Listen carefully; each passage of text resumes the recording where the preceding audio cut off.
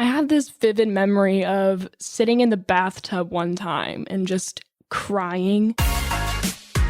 I think I punched my dad once. You're not in charge of me right now. Like, you just won't leave me alone. I had an epidural in my back, so I couldn't move very well. She just wanted me to keep pushing and keep going. Everybody had one. Like, if you didn't have one, you were looked down upon. This is a show where teenagers share their experiences growing up in today's world. I'm your host, Dr. RJ, and this is A Teen's Perspective.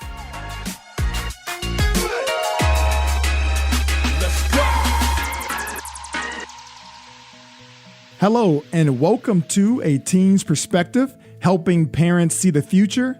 I'm your host, Dr. RJ, and today I have a great guest for you. She's a 16-year-old junior, and she's going to share her experience through really high school all the way until she overcame one of her biggest challenges, which is trying out for the cheer team. So before I introduce my guest, we have to come up with a name because she is a minor, and I do want to hide the identity of all the minors. So we need to come up with a name for you. So if you were a secret agent, what name would you want to be called? Secret Agent Hot Cheeto. I like it, Hot Cheeto. My favorite snack. That's awesome. All right, well, welcome, Hot Cheeto.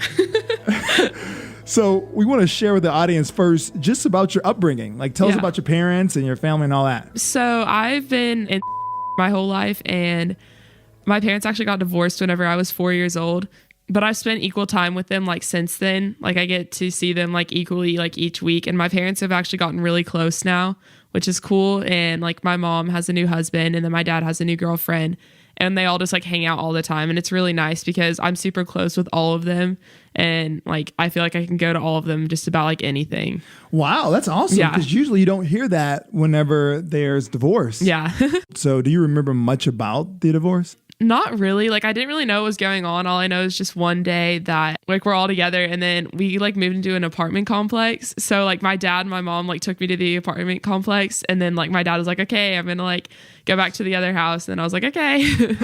I had, like, no idea, and I was like, okay, whatever. Wow. And when did it, like, dawn on you that, hey, they are, like, separated? I mean, like, honestly, I never, like, I guess I didn't realize it until I was, like, older, because it just, like, I got accustomed to it. Got it. And I, like, knew, I was like, oh yeah, my parents are divorced, but, like, it wasn't, like, a big, like, thing that was, like, really heavy on me. Interesting. So now you're 16. So you would say since from 4 to 16, you don't think it ever really bothered you? Not really. I mean, because I was close with both of them, and I felt like I had equal time with both of them. I just felt like it was just normal. Like, it's weird for me that, like, my friends, like, don't go back and forth between two houses. Wow. Okay. Awesome. Now, what do you think your parents did to help make that such an easy transition for you? I guess it was just kind of natural, like, because nothing really changed. Like, they still attended all my events together, like my basketball games and, like, gymnastics. Like, they all still went together, and, like, they never fought around me and stuff. And that just made it easier, I guess. Wow. That's awesome. That it was an easy transition for you. Yeah. I really appreciated it. So you mean to tell me that they would show up to your games and they like sit next to each other? Yeah, they would still go to my basketball games, and I remember I have pictures like with all of us after my games and stuff. And then like also I think my grandparents played a big part in it too, because my grandparents on my dad's side are the only grandparents like that I know, and they still stayed super close to my mom. We would all just like still like remain close, and we still do today. Like for Christmas this year, we're all going to my grandma's house, like including my stepdad and my mom. Whenever your dad started dating and your mom started dating, did it get weird at all? I mean, not really. I met a lot more of like my dad's like girlfriends than I did of my mom's boyfriends, because a lot of times like the boyfriends like did not want to be like around kids or whatever. My mom was like, no, okay, you're gone, like you're out. But like I just got like kind of used to it. But at a point I'm an only child, and there was a point where my dad was with a girl who had 3 kids, and it was so weird having siblings, so I was not used to it. But I don't know. It was pretty natural, like just getting to meet everybody. But I'm really like happy with the person that my dad's dating now, because she's really nice. Awesome. Yeah. Now, were you one of the kids who were like a brat around when your dad would bring a girlfriend? I don't really think so. No, I would just get really excited because a lot of them had dogs. And like whenever I was younger, I was like one of those people that was like a horse girl or whatever. And like I loved animals. So I would just be really excited because I was like, oh my God, a new dog. Okay, so long as they had an animal, you were pretty much okay Yeah. with whoever they were dating. Yeah. And I mean, I've always been like, I feel like I'm pretty good around adults most of the time. And like, it just like, I was just like, okay. Like it took me a little while to get like used to like somebody like being like a parent figure. I would never just like automatically assume, oh yeah, like this is like a new mom or whatever. It's just like, I just kind of saw them as like an acquaintance, and then I'd get to know them, and then they'd be more like a mother figure.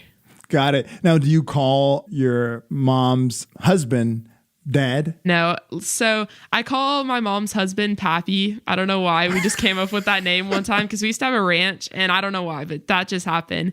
And then I don't call my dad's girlfriend anything, but I think whenever they get married, I probably will. But it would be hard for me to call my stepdad because I feel like that's weird because it's like demoting him by like saying stepdad because like you're not as good as my dad or whatever. But it feels weird for me to call him dad. I don't know. Yeah. Yeah. Now, it's funny because my wife calls my parents mom and dad, but I cannot call her parents mom and dad. It just seems so weird. Yeah. So I've graduated in a sense because it's like when I first met them, I called them Mr. and Mrs. Vickerman, and they hated it because I'm from the South and they're from the Midwest. So I was very formal. Hey, Mr. And then now I call them Mr., Mary, and Joe, which are their first names. And it's a compromise. They still prefer me to call them mom and dad, or at least just Mary and Joe, but I have to put the Mr. and Mrs. just because I was raised in the South. So the other question I have for you about that is, at what age did your mom marry your new dad? Let's see. It was 3 years ago. So I'm 13. Okay. So it's pretty recent. Yeah, pretty recent. And how did you feel about that? I was ecstatic. Like we used to have a ranch, and they got married in like the barn at our ranch, and it was so pretty. And like I'm super close with my mom. So like she did my hair for it, and like we like planned it together. And basically whenever like the whole like thing happened, and like they brought out like the rings. So first my mom got her ring, and then who's my stepdad got his ring. And then they brought a ring out for me, and it was 2 rubies with a diamond in the middle. And basically, so my birthstone's a diamond, and then theirs are both rubies. So it was like gold, and it was like all wrapped. So it was like me also like not necessarily getting married, but like, I don't know how to describe it. It was like a symbol. That is awesome. It's so cool. That's awesome.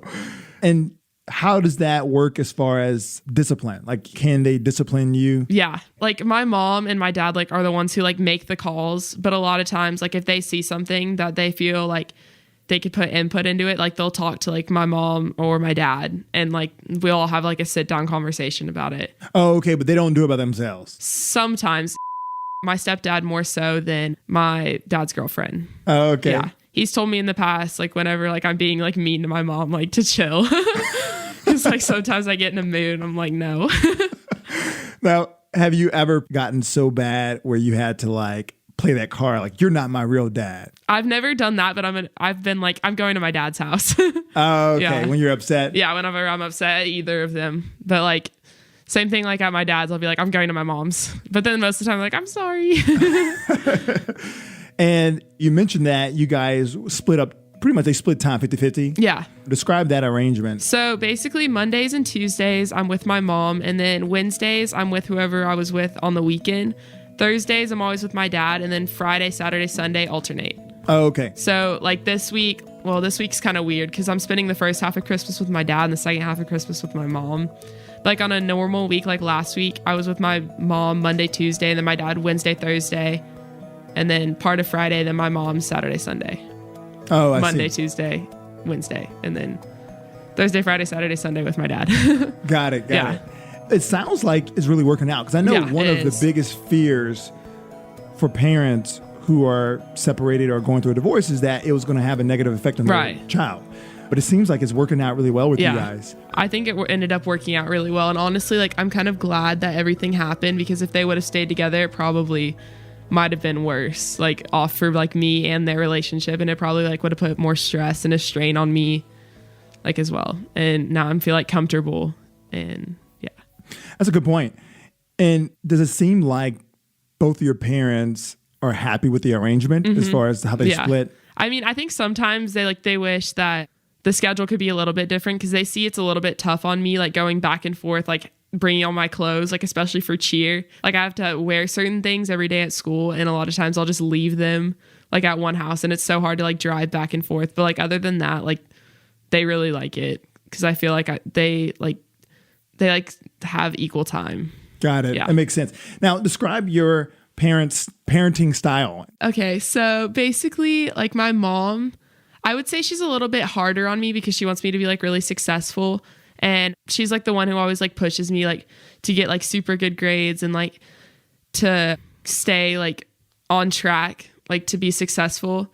And she does that in a way like not punishment, but like constructive criticism, I would say. Like she uses that pretty often, but then she's also like, she congratulates me like all the time. And like, she's always like really happy whenever I'm successful and stuff. And with my dad, he's more so like just really like relaxed, and like he's also wanting me to be successful too, but he's just a lot more like lax about it. And like with my mom, I feel like she's a little bit harder on me, and then my dad is like hard on me, but like not at the same time. So give me an example. So like, let's say, okay, like curfew. So my mom, I came home like at like 12:30 one time, and I was at my dad's house, and my dad was like, okay, just make sure like you're home by then. And my mom was like freaking out, and she was just like, next time you need to make sure you're home at 12, like, cause you're going to like, you have a higher risk of being pulled over and this and that. And my dad was just like, well, she should be able to like have like freedoms and stuff. And so my dad like was just saying like, if I like make that decision, like it's my decision. And then my mom was like, no, like if you were to get pulled over, then like everything would be like taken away from you, like your car and your everything. Oh, wow. So you're driving already? Yeah. Okay. Yeah.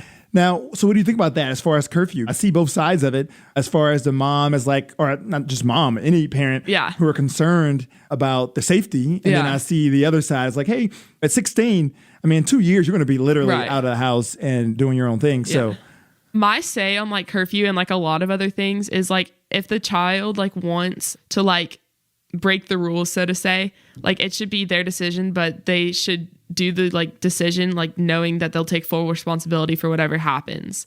So like if I'm like at my friend's house and I decide to come home at 12:30, I need to know that there's a risk of me getting pulled over and probably losing my license if I do get pulled over.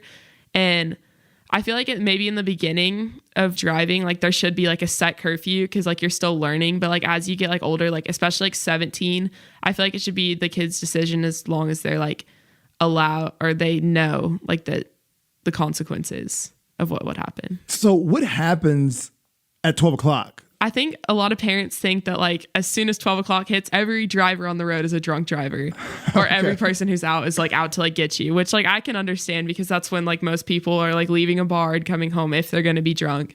And that's when like a lot of the bad stuff happens. Yeah. So what is the latest you've ever stayed out? Probably like only 1:30, but like I've had my mom come pick me up from somewhere like 1:30 because I was like, I want to go home. Okay, so it sounds like your mom is more concerned about safety as far as like getting in a wreck or getting pulled over. Right. So it's not more so that she thinks you're doing something that you shouldn't be doing. Right. Okay. So if you had like, say for instance, you told you're going to take an Uber. Well, maybe I'm not sure if Uber's safe, but if she was going to pick you up herself, she wouldn't mind you staying out till like 2 a.m. Right. Sometimes like if she were to be like really tired, because she can't fall asleep until I'm like home or like in a place where I'm like going to stay the night. So she would probably want to pick me up like around 1 at the very latest, so she doesn't have to like stay up because she doesn't want to be tired. Oh, I see. At what age did you start getting this much flexibility as far as your curfew? Probably in middle school, like maybe 8th grade, because that's when like I started having my boyfriend and stuff, and like I was like starting to hang out with friends more. That's when my parents started to be more flexible about like, you know, your consequences. But so wait a minute. So you get your boyfriend in 8th grade, and then all of a sudden they're more flexible with the boyfriend? Yeah. Wow. Because like they got really like close with my boyfriend and his family, and like they wanted me to be able to spend time with him, like because I was so busy with like cheer and school. Like they wanted me to have like fun and not be like so tied up all the time. So whenever like his parents were home and like they're like, you can just go over there, but like I don't know.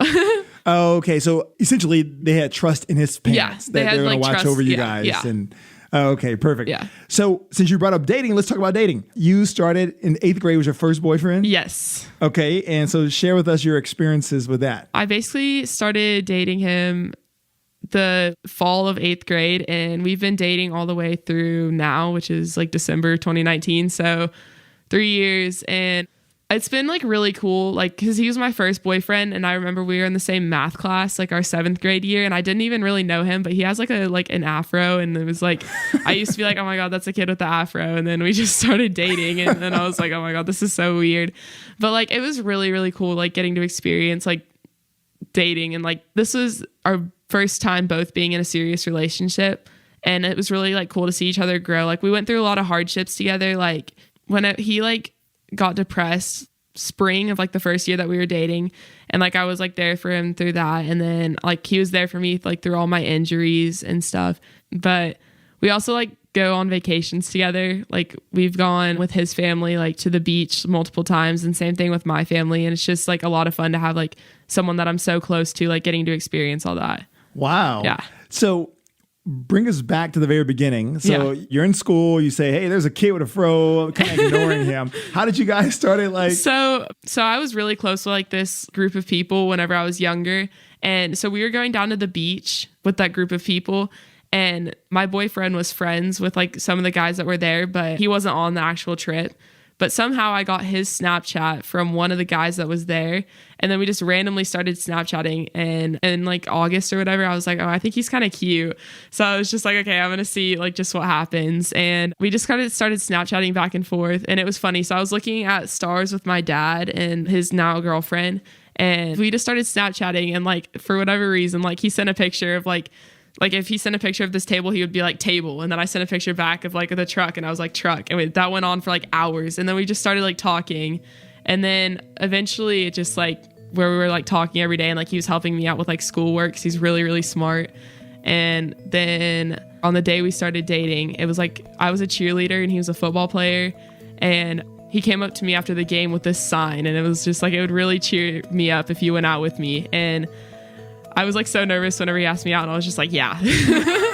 But it was like, I think it was a really big step for him to do that because he's pretty introverted.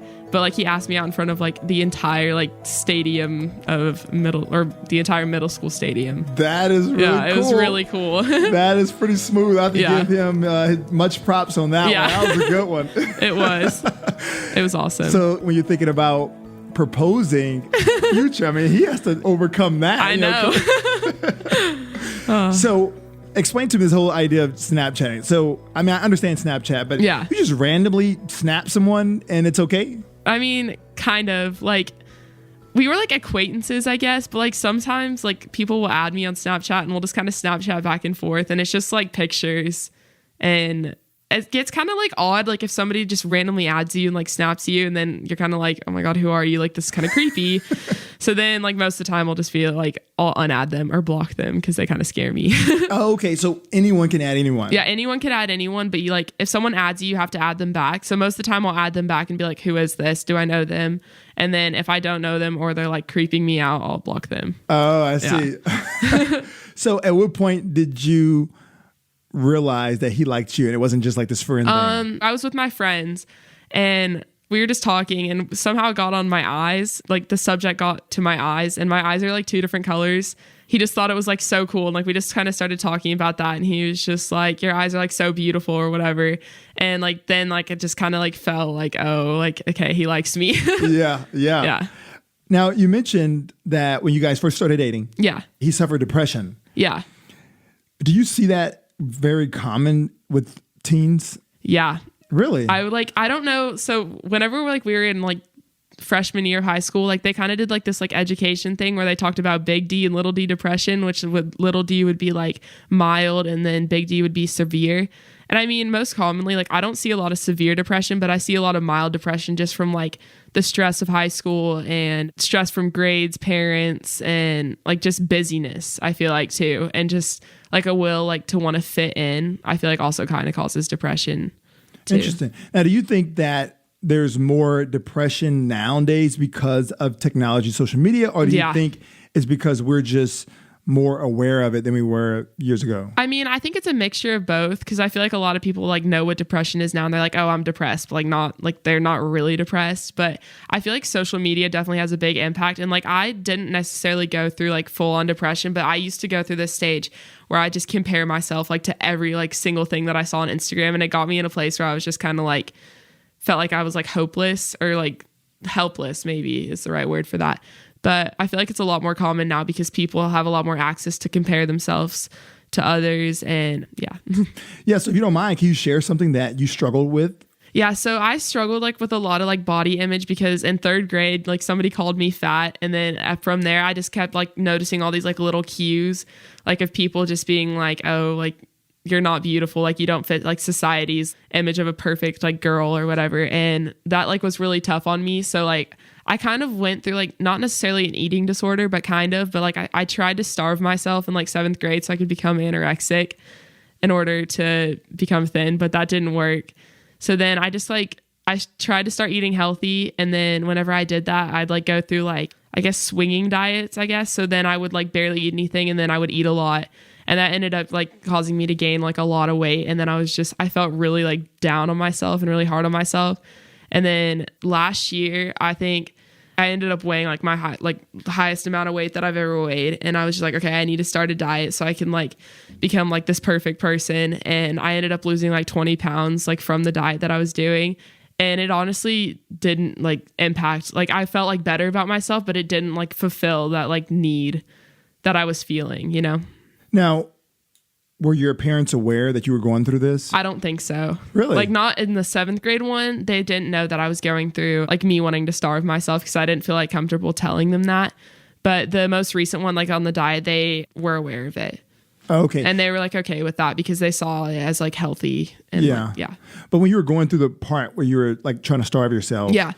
they didn't notice that you were not eating that much? Like, cause I would like do it like in secret because like 7th grade, like I would like bring my food to school and I wouldn't eat it whenever I got to school. Oh, I Yeah. see. And I try to do it like I'd go through like maybe half the day of like not eating and then I'm like, okay, like my blood sugar's so low, like I need to eat something. And then what about like weekends when you guys are like, you know, ordering pizza, Yeah. things like that? They didn't really notice anything? It Wow. wasn't like for me, like I tried to, like I told myself like I wasn't going to eat, but it wasn't that bad because most of the time I just end up eating. Like I'd fall okay. into it. Yeah. So share with us the new diet that you're doing and it's working. So I'm on Advocare, which is like this like program. You can order it online and it's like a workout program like mixed with like a diet that has like supplements in it. So I did it last year in January and basically you eat a carb, a fruit, and a protein for breakfast and then a carb and a protein for a snack and then a carb, a protein, and a vegetable for lunch. And then a carb and a protein for another snack, and then a carb, a protein, and a vegetable for dinner. And then in the morning, for the first 10 days of the diet, you take fiber, and then you take like these like pills that speed up your metabolism at lunch, and then you take these herbal cleanse pills at night. And so that's like for the first half. And then the second half, in the morning, instead of like eating like a normal breakfast, you have a protein shake. And it basically what the diet does, like speeds up your metabolism, and it's also like having you eat less calories. So like kind of like thins you up and then it also like helps tone you. Oh, okay, Yeah. cool. So you were going through this in the 7th grade. Did your friends know about it? I didn't really like open up to my friends about it until like after like the whole thing was already over. Oh, I see. Yeah. So you're literally alone in this. Yeah. Wow. And I can imagine social media making it almost Yeah, worse because you're so looking much at worse. other people who are thinner and I can see Yeah. how it can make this entire situation more drastic, I would Right. say. So how did you not go into the big D? Like you stayed with the little D? I just hung out with friends and like I tried my best to be like, okay, this is not like the life that you want to live. And I went to like Pine Cove. Actually, no, I did talk to somebody about it. So I go to this camp called Pine Cove every year. And the summer between my 7th and 8th grade, I had a Pine Cove counselor who I got extremely close with. And like I talked about it. And like she was sharing like a lot of stuff like about God and like what is like he created me, like how he wanted me to be. And like it's not nice of me to like think of myself like as bad because he created me in a way that was like a perfect image, like and what he wanted me to be like. And that just really opened my eyes. Like society sucks. Like stop comparing like myself to something that's so like materialistic and like rather just think of like the positive and think of like what's real. Yeah. And it's funny too because society can't make their mind up because if you look over the years, everything as far as what we think is beautiful or pretty, it's changed so much and it's going to continue to change. Right. So that's cool. Yeah. So you attribute that counselor to being a big influence of why you didn't sink to the big D. Yeah. Okay. So why do you think other kids really suffer then for the big D? I think because they don't have the resources, or they don't feel like they have the resources, or like the friends like to talk to about it. Like I was talking to a couple of my friends like a couple weeks ago, and they were saying like if they would have had like a friend with them and like the time where like they really like needed it, like a close friend, then they feel like they wouldn't have like gone through like so much like hurt and pain. Oh, interesting. Yeah. Now, even if they have the friend, because you had friends, right? Right. But you didn't open up to them. So Yeah. why do you think, like, why didn't you open up to others? I think the friend group that I was with, like the friend group in 7th grade, I was not close with at all. I was like friends with them, but I wouldn't say like they didn't know everything about me. And I was scared if I told them things that they were going to judge me. Oh, I see. Yeah. So the key is, I guess, having a close friend group. Right. Got it. So it sounds like, for the most part, middle school, outside of the body image Yeah. struggles, middle school went really well Yeah, for you. it was really easy. And especially my 8th grade year, whenever I started dating my boyfriend, even though it was like kind of a struggle, like in the spring, like with the whole depression thing, like it was just so easy. And like that's the time where I feel like I was close with like a lot of like the popular people. And yeah, whenever I got to 9th grade and 10th grade, it was like if 8th grade was like an uphill slope, and then 9th and 10th grade just went like dove down. Oh, so talk to me about that. So basically, like 9th grade year, like I lost a lot of like the popular friends that I had the 8th grade year. And it was just kind of weird because it was like getting adjusted to high school because it's super stressful. And like you had to like learn like a whole new lifestyle because it's so different than middle school. And I didn't make the cheer team my 9th grade year because of a lot of injuries that I had. And that really kind of like wore on me. And I had like had to do PE, which was kind of sucky because PE is like for losers, I guess, is what people told me. But I lost just like a lot of friends that I was close with, and I was like trying to find myself. Like I didn't really know who I wanted to be anymore, because like a lot of my friends did choir and I wanted to do cheer, and I like didn't like singing because I can't sing. So I was just kind of lost, and I felt like I didn't really have any friends. But I ended up meeting like a lot of people like throughout my 9th grade year that I ended up getting close with in my 10th grade year. And then also the middle of 9th grade year is when I started struggling with a lot of jealousy between like my boyfriend, because he has this like friend group. He's like, I guess he's like popular, so to speak. Like popularity kind of goes away in high school, but he's like one of the more well-known like friend groups. It's like with all like the super athletic girls and super athletic guys. And like I never really fit into it. And there's like this one girl who always just gets on my nerves so much. And like I'm scared that she's gonna like take my boyfriend from me. But I know she wouldn't, but I don't know. What about her do you feel threatened by? I feel like she's like just really like pretty, and she just knows, like she's like one of the guys, like one of those girls that just like fits in with the guys like so easily. And it just really frustrates me because like I've never been like that, because I'm like a little bit socially awkward like around guys, I feel like. And she just like so easily flows with it, and all the guys just want to be around her all the time. Oh, I see. And how did that come up in the relationship? So basically, I guess it was 10th grade is when the jealousy really started, but he started hanging out with the new friend group, and she got like into the friend group, and then they like started hanging out like people's houses. And like I remember one night, like I was at like Six Flags with my dad, and he had a whole group of people over, including like the girl that I did not like, and then like a ton of other girls. And like we never really discussed like boundaries before this. And he basically just didn't tell me because he didn't think it would be a big deal to let me know that like there was going to be people over at his house, like girls. And I was like, I didn't find out until like a couple of nights like after it happened. And then he like was explaining to me everything that happened, and I like just didn't know how to handle it. So how did you handle it? So I like I was like, okay, I need to call you back, because I knew I was gonna like explode like if I were to talk to him right now. And I knew that wasn't right of me, because whatever I was gonna say, like I didn't actually mean. So I was like, okay, I just got to call you back. Like we can talk about it later. And I think he finally realized that I was really hurt by it. So he like kept apologizing, and like he felt really, really like genuinely felt bad about it.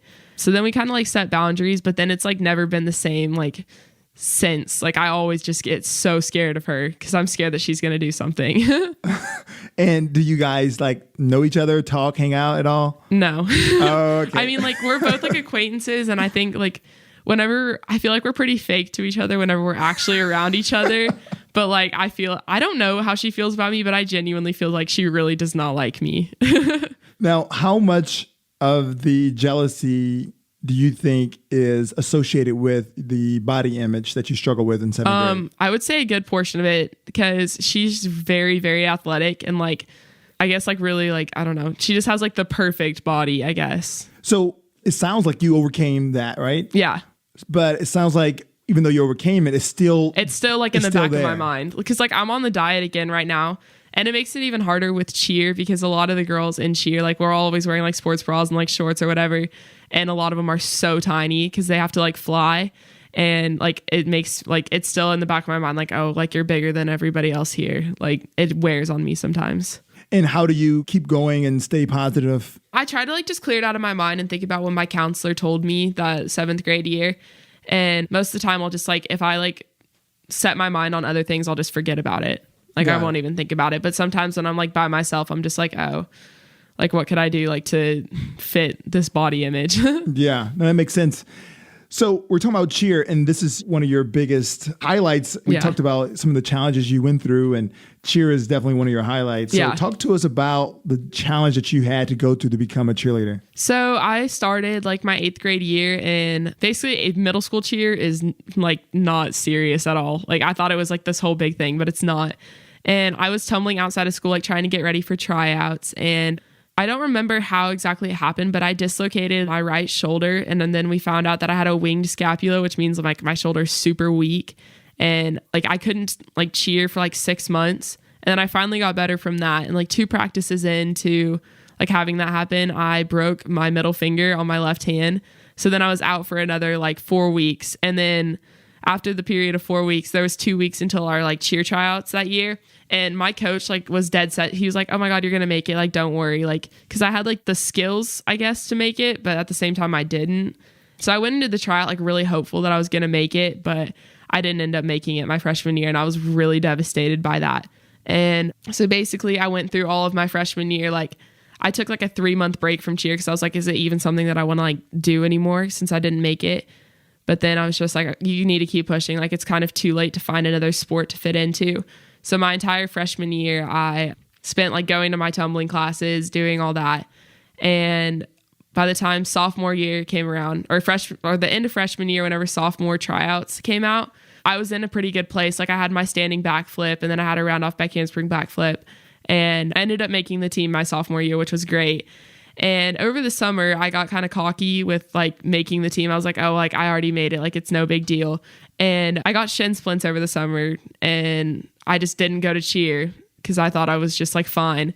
And the first week of school, like you have to throw like your tumbling that you threw at tryouts in order to like cheer at the game. And I didn't throw it because I like lost my tumbling. And I remember the coaches were super hard on me. They were just like, you can't just like try out with something that you like only got for like a short period of time. Like this is like not what cheer is like about. Like you have to like stay on top of it. And like I just remember I was really beat down by it. And then that part of the season, like I like got a mental block on my tumbling, which means like I just couldn't do it. Like my brain told me like I had no chance of doing it. So I just kept working on my standing back and working on it and working on it. And then I kept doing it so much, and I was like hurting myself while doing it. And I was doing like this stunting thing where like it's like 2 people holding one girl up in the air, and I was like the part that like holds up the most weight. And one day I did not have proper form, and I got a slip disc in my back. So I was out for 3 months without like being able to tumble. And I was just like, okay, like I'm done. Like I can't do this anymore because I was already lost all my tumbling ability that I had. And then the back injury just made it worse because I was going to be out for like a really long period of time. But then like whenever I got back from that, that's when I started my diet and working out. And then I got like a lot of my stamina back, and I started going to my cheer place, and I just kept telling myself like, you can do it, you can do it. And I ended up getting like all my tumbling back, and I actually like excelled what I had. Like I got a lot better. Like now I can do like a jump in front of my backflip, and I can do like higher running tumbling skills than I had my sophomore year. And I ended up making cheer captain my junior year for JV. Now it's just like all good with cheer, I guess. And I actually broke my finger again this year, but my coaches still let me cheer, which was cool. Wow. Yeah, it's a crazy ride. What a story. Wow. Yeah. There's so much in that. Yeah. First, congratulations. Thank that you're you. the captain. That's cool. And that you came back.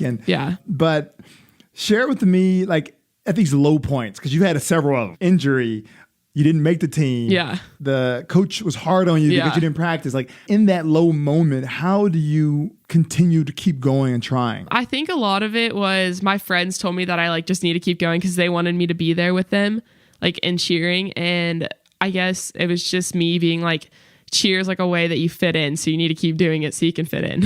Oh, I see. Yeah. Okay. And then what about the last time? It's like trying, and then flip disc. Now you're out again. Like, Yeah.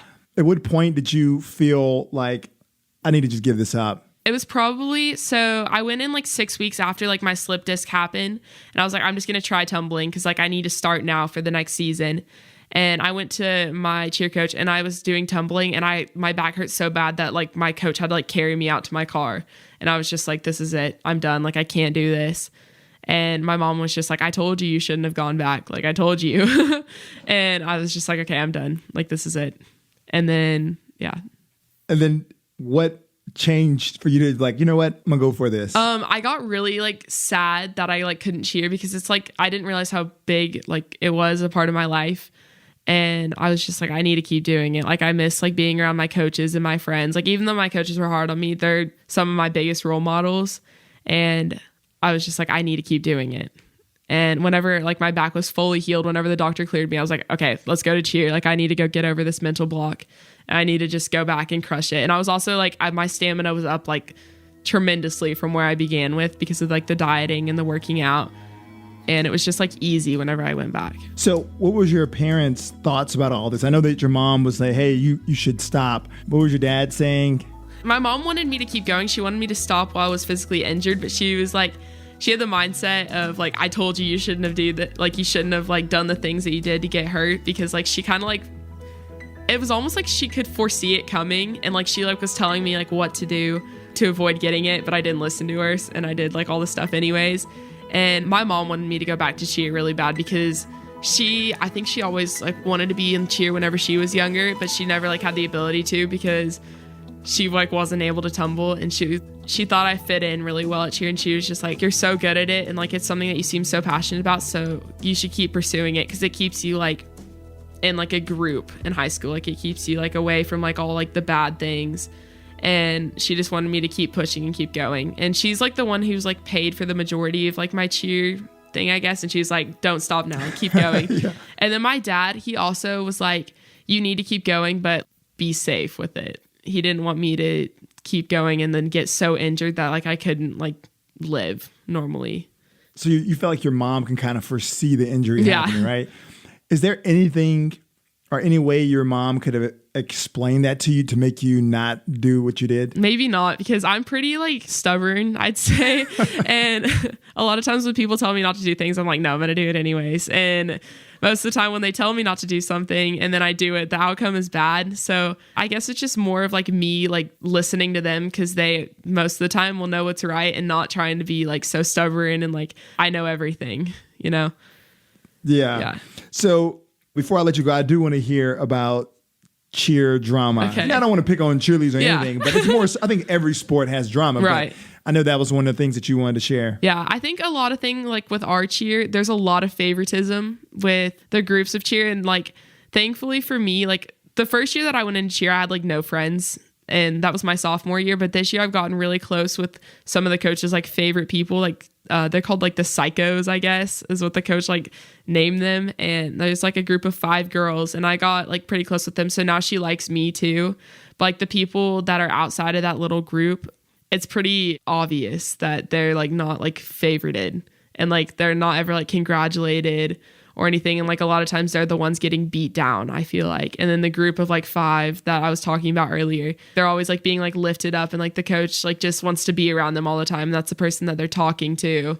And yeah. So who gave them the name psychos? I don't know. I have no idea. I just got there like my sophomore year and like they're like, oh my God, it's psychos. And they have like their own like microwave now too. Like and that with like psychos on the front of it, like written and like. So they know they're called that. Yeah, they know they're called that. And like, I don't even know. And do they know that they're the favorite? Yeah. I mean, I don't necessarily think that they like are like, oh yeah, like we're the favorites, we're the best, but it's very obvious. Wow. So give me an example of when you first noticed there were favoritism. So I wasn't even on the team whenever I noticed there's favoritism, but there was this one girl that was on there my freshman year, and the coaches just loved her. She's still cheering now, but we basically have a UIL team, and like we get alternates each year, and there's usually 3, but the freshman year that she was there was 4 that were on it, and the girl actually got to be in the routine, and the coaches were like so like just filling her needs like for everything, like, oh, you need this, like here you go, like here all this, and like just trying to like fill everything that she needed, like so she would continue doing it. And I remember like the JV coach that year, I heard this from somebody, who was like, yes, this girl's the backbone of our team, like she needs to keep cheering, like she's gonna be like the captain one day.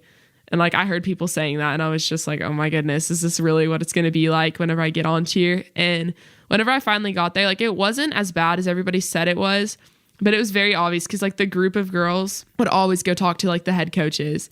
The head coaches just would always talk to them too. And like they're like, you can just tell the relationship is like super close between them, and it's kind of awkward for everybody else. Yeah.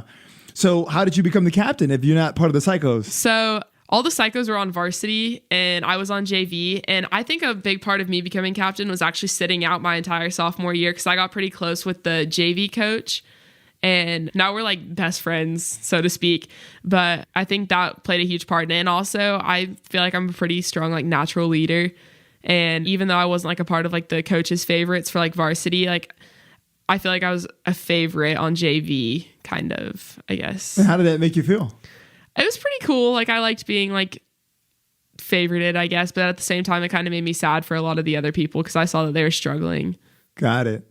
Perfect. Well, before I let you go, can you share anything with parents that you believe that will be helpful when raising a teenager in today's world? I think honestly, like the biggest advice that I have from parents, like coming from a teen, is support like your kids like in the best way like that you can. Be like hard on them for like successfulness, but like don't like beat down on them for like their wrongs. Like show them like through what they do wrong, like what they can do right and like how to improve. Because from experience, like whenever somebody like beats me down, it just makes me feel helpless. But whenever somebody like acknowledges my like wrongs but shows me how to do it, like how to correct them, like it almost like gives me like insight, or like it makes me feel like, oh, like I can do this and like I know how to like correct myself. Yeah, that's great advice. Thanks for sharing that. Of course. But I also want to know, for someone who may be jealous about a girl that their boyfriend is hanging out, what advice do you have for them? I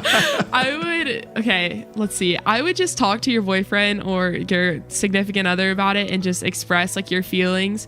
And a lot of times, like with my boyfriend, he was just like, I like the way that I feel for you is a lot more than I would ever feel for her. Like I would never, ever like, oh my God, what did he say? He's like, I would never, ever like cheat on you. And like, I always want to be there for you because there's someone that I'm so close with. So honestly, just my advice is just talk to them and like express your feelings about it. And I'm sure like they'll be like willing to talk to you about it too. And I'm sure it's like not as bad as what like you think it is.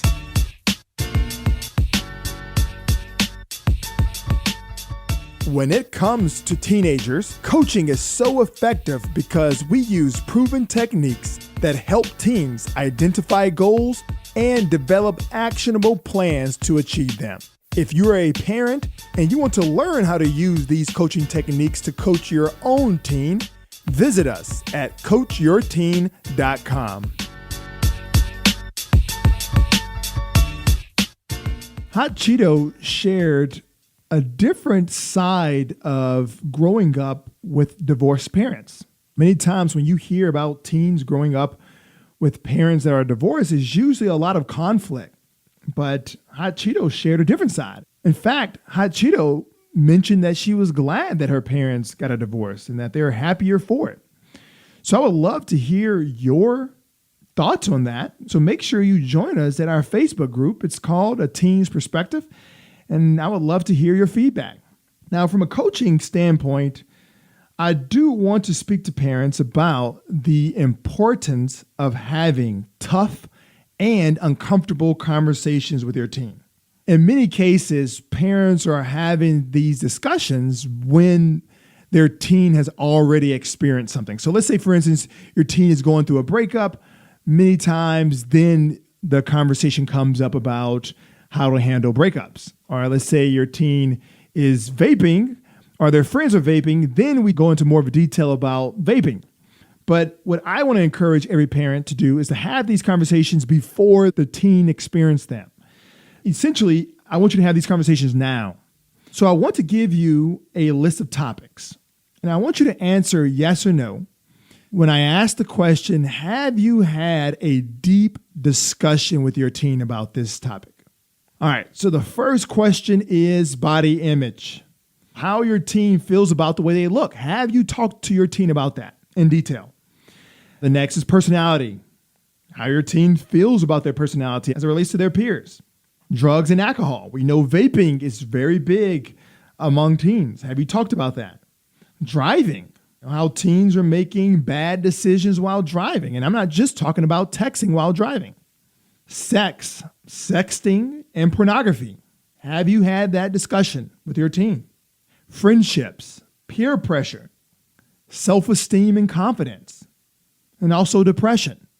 Some of these topics are very uncomfortable and it may feel awkward to talk to them about. But if you're not the one talking to your teen about this, if you're not the one having deep conversations about it, well, they're going to have these deep conversations with someone else, whether it's their friends or maybe even Google, or maybe they may just learn from experience.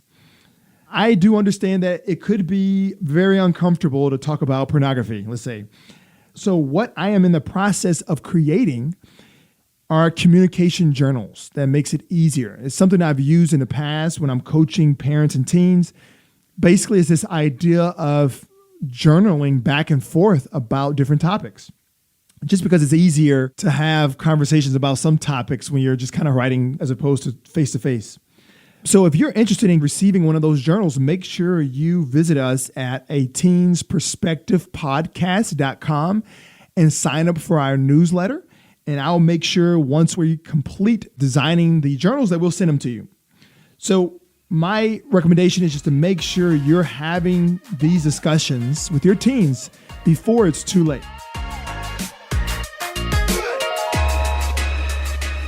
Well, I hope this interview will help in some way with the relationship between you and your teen. Thank you for listening, and thank you so much for all your support. Please review, rate, and subscribe, and share with a friend.